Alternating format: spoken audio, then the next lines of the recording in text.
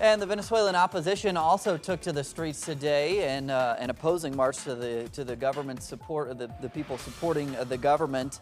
We turn to our correspondent now, Iain Bruce, here in Caracas. Iain, I understand the opposition, specifically, they were demanding that the National Electoral Commission speed up the signature verification process, a part of the push by the opposition to force President Nicolas Maduro into a referendum. So what are they saying? Is that process actually behind where it should be? Well, that's one of the key questions in the main political battle here in Venezuela today, Cody. Exactly whether it's behind, whether it's not, it is difficult to say because there are two very different views on that. The opposition delivered this first batch of signatures 8 days ago, the beginning of last week.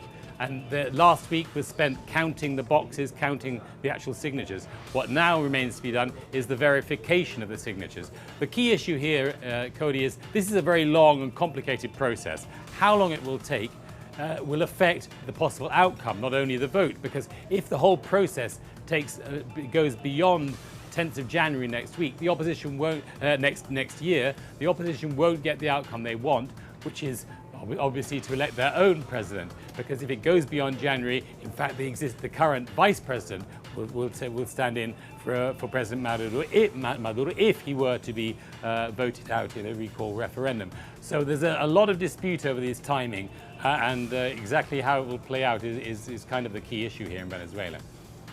The timing was so critical for them as part of this process.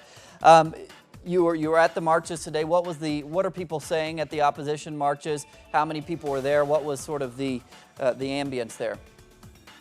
On the one hand, the opposition march was certainly the largest they've had so far. They've been talking about taking the streets since the December National Assembly elections that they won. They really haven't managed or wanted one of those two things, to mobilize large numbers of people yet. Today was really the first time they began to do that. There were a few thousand people there, so it was significant, it wasn't huge. The pro-government demonstration, which had a completely different motive, as you said before, it was about defending public housing, that was significantly bigger. But then there have been a number of large demonstrations over the last month or two to defend various different gains, as they see it, of the Bolivarian process. I mean, President Maduro at the end of the pro-government march made a comparison between the two, which would certainly be shared by many Chavistas. On the one hand, he said you had the ordinary people of Venezuela demonstrating peacefully to protect their social gains, and social housing is a very keenly felt one here. On the other hand, you had, as he described it, a media show put on by some of the international media and part of the opposition trying to stir up confrontations with the police and so on and so forth in order to give the impression that Venezuela is in a state of chaos and you know, where repression rules. So, at least from that point of view, two very different versions of the way Venezuela is going to go forward. Key 7 months ahead, very important months as we continue to watch this process here in Venezuela. Iain, thanks so much.